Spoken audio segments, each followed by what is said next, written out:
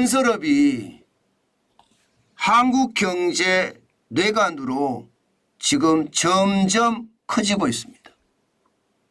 그만큼 말입니다. 건설업이 통째 위기다 이런 말까지 할 수 있을 정도입니다. 와, 충격적입니다. 실제로 말입니다. 건설업이 통째 위기다. 제가 이런 표현을 쓴 것은요. 바로 이것 때문입니다. 대한건설정책연구원에서 말입니다. 금융위기 때 건설사 줄도사 냈다. 대표 건설사 100개 중에 워크아웃이나 법정관리로 들어간 건설기업이 40개 이상이었다. 그런데 지금 현재 그런 모습이 보인다 이 말입니다. 실제입니다. 지금 보시면요. 작년 11월까지 종합건설사 366개가 망했습니다.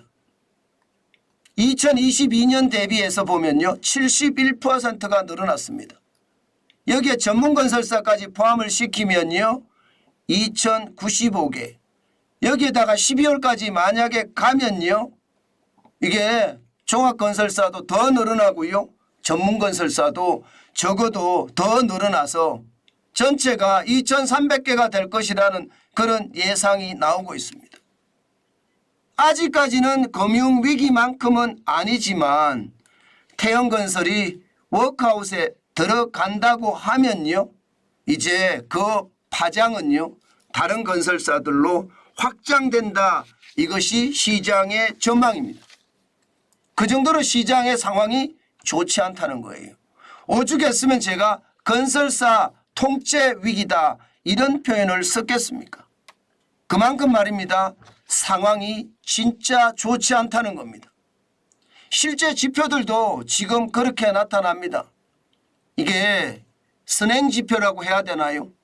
기획재정부, 정부죠. 정부가 발표하는 주요 부문별 경제성장률 현황도 보면요. 건설 투자가 최악이에요. 민간 소비도 1.8% 성장을 하는데 건설 투자는 올해 마이너스 1.2%입니다. 설비 투자도 3%, 수출입은 날아갑니다. 8.5% 수출이 늘어나고요. 수입은 4%가 늘어난다. 이렇게 예상할 정도인데 건설 투자는 최악입니다. 이대로 가면 건설이 진짜 나빠진다는 이야기입니다. 실제로 조사를 해보면요. 2024년입니다. 국내 기업 설비 투자액 실제 조사를 해보니까 225조 3천억 원입니다. 전년 대비해서 3.4%가 늘었어요. 설비 투자 전체액은 말입니다. 그런데 건설업 설비 투자액은요. 8조 9,010억 원으로요. 무려 말입니다. 18.2%가 떨어졌어요. 18.2%. 야, 이 정도면 말입니다. 조사를 시작한 2016년 이후 가장 큰 낙폭이 있고요. 다른 산업과 대조를 해봐도 건설 산업만 유독 설비 투자가 내리막길을 걷는다. 이렇게 이야기할 수가 있습니다. 저는 이것을 보면서 여러분에게 지금까지 제가 말씀드렸던 거 있잖아요. 이자 앞에 장사 없다는 말. 그 말이 현실화되고 있다. 예, 물가 앞에 장사 없다는 말도 현실화되고 있다. 저는 그렇게 말씀드릴 수 있을 것 같습니다. 그만큼 건설업계 타격은 굉장하다 이렇게 생각을 합니다. 당장 말입니다. 이자가 올라가면 건축을 하는데 비용이 더 많이 들겠죠. 물가가 올라가면 원자재 가격이 굉장히 많이 올라가기 때문에 건축가, 공사, 원가는 더 많이 들겠죠. 그러면 분양가 상승으로 이어지는 건 당연하고요. 분양가가 너무 올라가면 올라갈수록 수요는 더 위축될 가능성 큽니다. 그렇게 되면 당연히 말입니다. 건설업 전체의 위기가 저는 온다고 말씀드릴 수 있습니다. 제가 누차 말씀드렸지만 저성장의 어떤 늪이 길어지면 길어질수록 고물가와 고금리가 시장을 강타할 거다. 그러면 시장에 줄줄이 무너지는 그런 사태가 벌어질 거다. 그렇게 말씀을 드렸는데 그게 현실이 되고 있는 느낌이에요.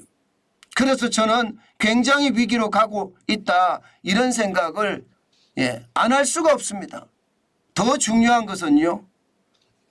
선행지표도 진짜 나쁘다는 겁니다. 선행지표도. 당장 건설 수주액을 보면요. 2023년 1월에서 11월까지 마이너스가 26.4%입니다. 엄청나죠. 전년 동기에서 26.4%면 2024년 올해 괜찮을까요? 건설 수주액이 적다는 것은 올해 착공할 수 있는 그 상황이 적어진다는 이야기인데 충격적이 되죠.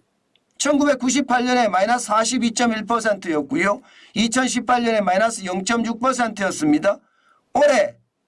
올해는 어떻게 될까요? 그러면 더 나빠질 가능성 있습니다.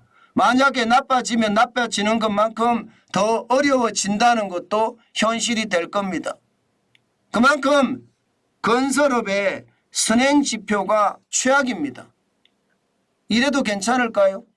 저는 이렇게까지 내려갔을 때는요. 건설업이 금융위기 때처럼 줄줄이 무너지는 그런 사태 당연히 올 수 있다고 생각을 하고요. 게다가 말입니다. 착공 실적도 지금 굉장히 나쁩니다.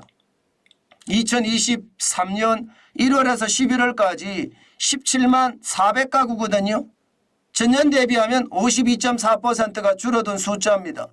전년은 36만 1056가구였는데 지금은 17만 400가구니까 굉장히 줄어들었습니다. 이거 이대로 간다면요. 12월까지 가더라도요.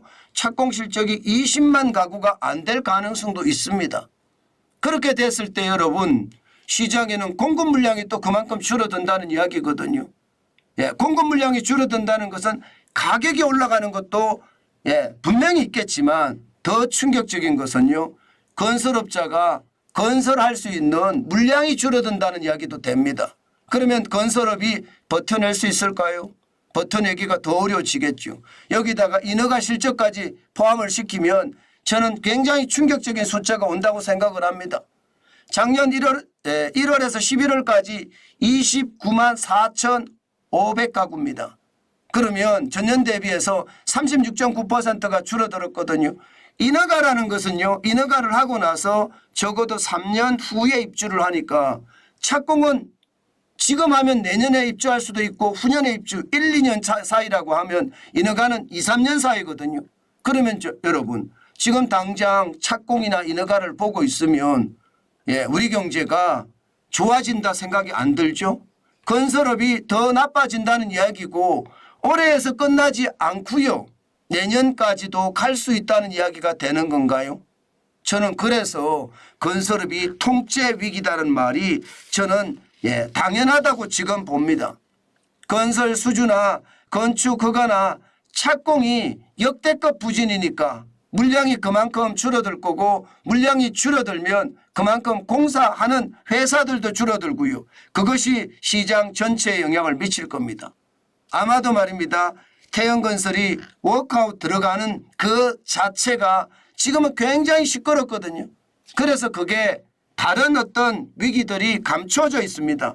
저는 그 위기들이 언제든 터지고요.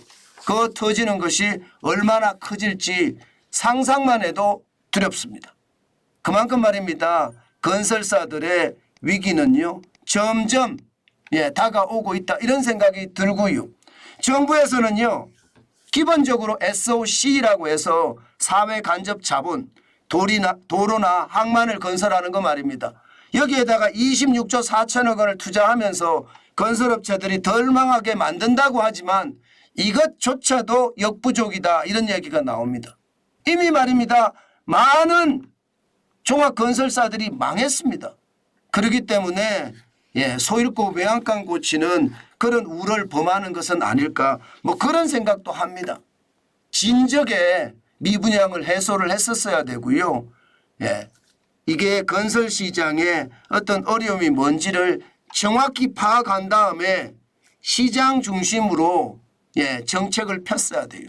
저는 이것이 가장 큰 아킬레스건이 아니었던가 저는 지금 그렇게 분석합니다. 잘 넘어가면 다행이다 이런 생각은 해요. 그러나 현재 기준으로 봐서는요.